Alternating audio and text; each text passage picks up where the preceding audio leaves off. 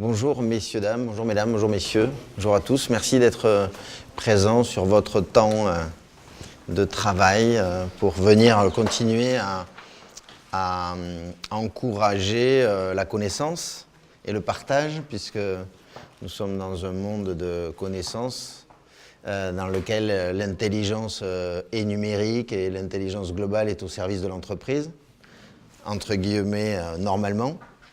Puisque plus on en sait, plus on connaît, plus on est censé du coup le mettre au service du bien-être au travail. Notre entreprise Odos existe depuis maintenant 31 ans et donc je remercie par la même occasion tous ceux qui ont participé quelque part à cette croissance et en tout cas l'existence d'une entreprise, puisque l'existence d'une entreprise existe grâce à ces hommes et la richesse de l'entreprise, bien sûr, ne provient à 80% selon moi que de la richesse des hommes qui la composent. Donc du coup, forcément, le monde s'est réveillé il n'y a pas longtemps en se disant que aménager les entreprises et faire en sorte qu'on crée des solutions variées et surtout pertinente pour l'homme au travail, entre guillemets, c'était une bonne idée. Donc on est dans une ère profitable pour nous, puisque que ce soit les équipes de travail autour des architectes, des prescripteurs, des promoteurs, des décideurs, des collaborateurs, j'ai l'impression que tout le monde a additionné son cerveau pour tout d'un coup se dire maintenant c'est vachement important. Et donc on va vivre, je pense, une belle décennie autour de ce monde du travail qui ne cesse de proposer des choses nouvelles. J'étais sur le salon de Workplace avant-hier à Paris, là, où je voyais des choses qu'on ne voyait pas avant. C'est-à-dire que tout d'un coup, forcément, la créativité s'est mise au service du monde de travail. Donc aujourd'hui, notre entreprise Odos a créé un club qui s'appelle le Club 31. Ici, vous avez quelques entreprises qui ont décidé de se mettre en réseau autour du monde professionnel. Et vous connaissez tous l'équipe de Marie Chastanet, d'Odos, qui a fait en sorte, avec sa collaboratrice Carmen, d'organiser cette manifestation pour qu'aujourd'hui vous preniez du plaisir à comprendre et en tout cas avoir quelques informations sur l'objet connecté. J'avais envie de dire un petit truc avant de démarrer, c'est que les enjeux de l'entreprise sont acoustiques, c'est-à-dire qu'on peut être gêné par le bruit. Vous verrez de temps en temps, on est juste au-dessus du train. Il y en a un qui passe, je ne sais pas à quelle heure et qui est long, mais je pense que normalement on ne devrait pas être trop... Voilà, l'acoustique est important dans l'entreprise, l'espace est important. Je ne sais pas, je crois que c'est Jean Nouvel qui dit l'espace est un luxe et c'est une façon aussi d'aborder les choses. La lumière, c'est important. Et tout d'un coup, enfin en tout cas, maintenant, aujourd'hui, le sujet essentiel, c'est l'air, chose qu'on avait peut-être oubliée, ou comme on se préoccupait d'autres sujets, on ne se préoccupait pas de celui-là. Il nous a paru intéressant avec le club et Odos de se soucier de l'air, de l'entreprise, de l'air ambiant. Donc c'est pour ça aujourd'hui que nous avons provoqué cette conférence. Nous aimons l'espace, nous, on est des amoureux de l'espace travail depuis longtemps. Et donc j'espère que vous allez pouvoir prendre du plaisir, les conférenciers et également les gens qui vont la recevoir, à partager ça. Je voulais juste préciser que Toulouse est comme partout, on est composé de petites TPE, des petites PME, des grandes entreprises. Ici, il y a un peu tous les formats qui sont représentés.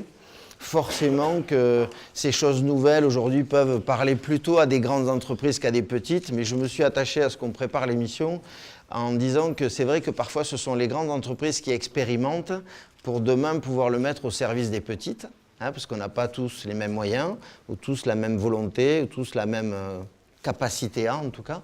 Donc du coup, ils se sont engagés à se mettre à la portée de toutes les oreilles, toutes les sociétés qui sont capables demain d'expérimenter ce sujet pour le mettre au service des autres. D'accord ? Voilà.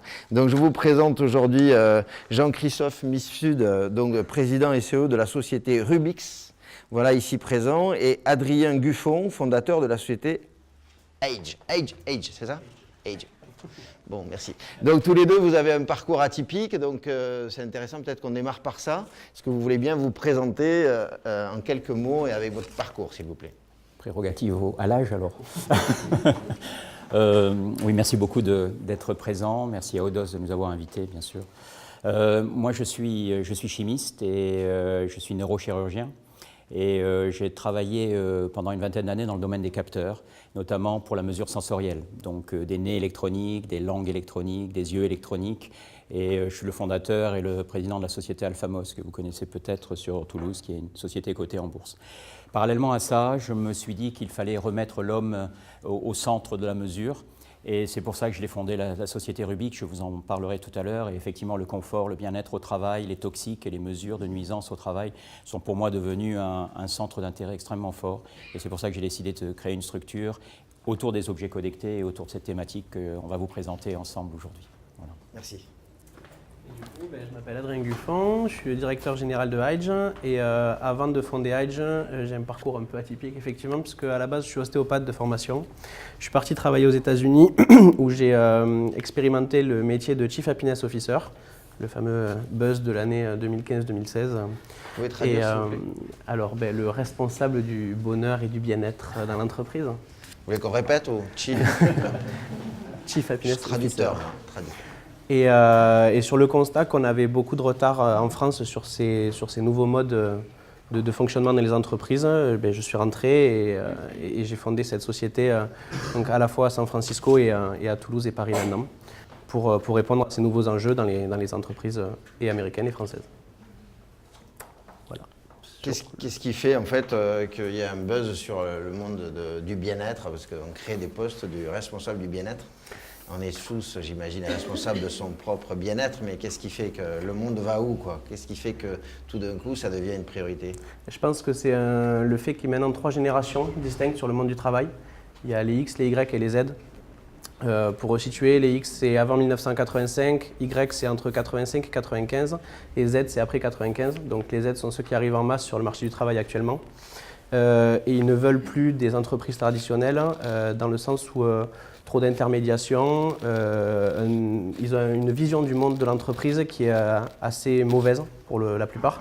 Et la plupart des Y et des Z actuellement ont plus envie de se diriger vers la start-up, donc soit en créer une, soit faire partie d'une start-up, que d'intégrer un grand groupe. Et ils demandent du coup aux entreprises de muter et d'évoluer avec leur nouvelle façon de penser, qui est j'ai pas envie de me faire essorer par un grand groupe dont je serai juste un numéro et sur lequel je ne pourrai jamais proposer une idée. J'ai l'impression que vous avez voulu faire la présentation à deux. Pourquoi Oui, pardon, parce qu'il y a aussi au-delà des changements structurels, des changements générationnels, il y a aussi un changement environnemental. Et le changement environnemental, il impacte